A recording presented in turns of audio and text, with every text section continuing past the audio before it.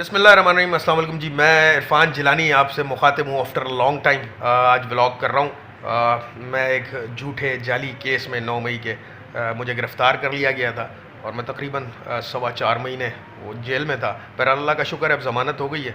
ख़बर यह है जनाब कि आज सुप्रीम कोर्ट ने एक फ़ैसला किया है कि जो पुराने माजी में किए गए फ़ैसले हैं सुप्रीम कोर्ट के, उन फ़ैसलों पर किसी को भी अपील का कोई हक़ नहीं होगा। लिहाजा नवाज़ शरीफ के जो फ़ैसले हुए हुए हैं, नवाज़ शरीफ को आपको मालूम है 10 साल की सज़ा हुई है, तो उस पर भी अपील का कोई हक़ नहीं होगा।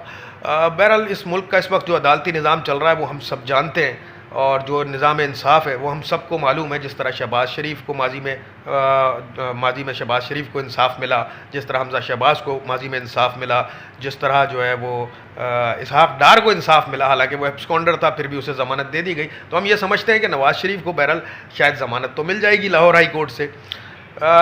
10 साल की सज़ा already supreme court Nawaz Sharif को सुना चुका है।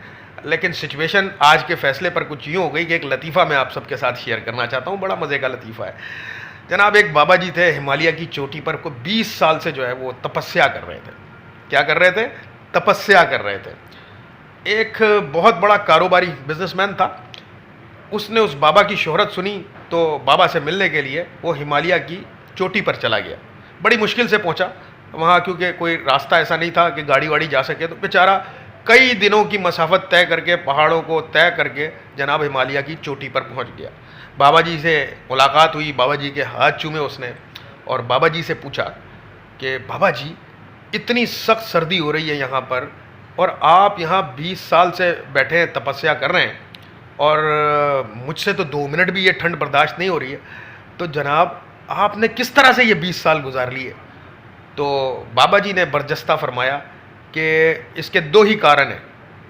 एक तो 20 साल की तपस्या और दूसरा गर्म चाय। बोलो तुम इसमें से क्या लोगे? तो अब वो कारोबारी आदमी था, बड़ा परेशान हो गया, कहता 20 साल की तपस्या तो बहुत ज़्यादा हो जाएगी। उसने कहा बाबा जी चाय पिला दें गरम गरम। तो बाबा जी ने आवाज़ लगाई, तपस्या 2 कप चाय ले आओ। तो तपस्या दरअसल एक 20 साल की दोशीज़ा थी जो बाबा जी की मुलाजमा थी। तो बहरहाल नवाज़ शरीफ के साथ भी कुछ ऐसा ही हुआ है कि मियाँ साहब खुशो खुरम आने का प्लान तो उन्होंने बना लिया, लेकिन मुझे ऐसा लगता है कि नवाज़ शरीफ को पाकिस्तान बुलाया जा रहा है, पाकिस्तान आ नहीं रहा। वल्लाहु आलम, देखते हैं जो कुछ इमरान खान साहब के साथ हो रहा है। मुझे अल्लाह की ज़ात से पूरी उम्मीद है कि ये जो गम के बादल हैं ये इंशाल्लाह जल्द छटेंगे।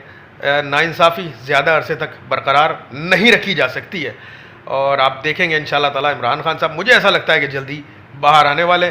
बहरहाल अब देखते ही हैं इस सारी सिचुएशन में नवाज़ शरीफ वापस आता है कि नहीं आता है। वैसे ज़ाती मेरा ख्याल ये है कि नवाज़ शरीफ कभी पाकिस्तान वापस नहीं आएगा, क्योंकि वो एक बुज़दिल आदमी है और ये बड़ी दिलेरी का काम होता है। तो नवाज़ शरीफ को भी मालूम है उसके साथ कुछ भी हो सकता है। वल्लाहु आलम क्या प्लान है, देखते हैं नवाज़ शरीफ 21 अक्टूबर को पाकिस्तान वापस आता है या नहीं आता है। बहरहाल अब देखते हैं कि नवाज़ शरीफ 20 साल की तपस्या करेगा या गरम चाय पर लंदन में ही रहेगा। अस्सलामु अलैकुम वरहमतुल्लाह।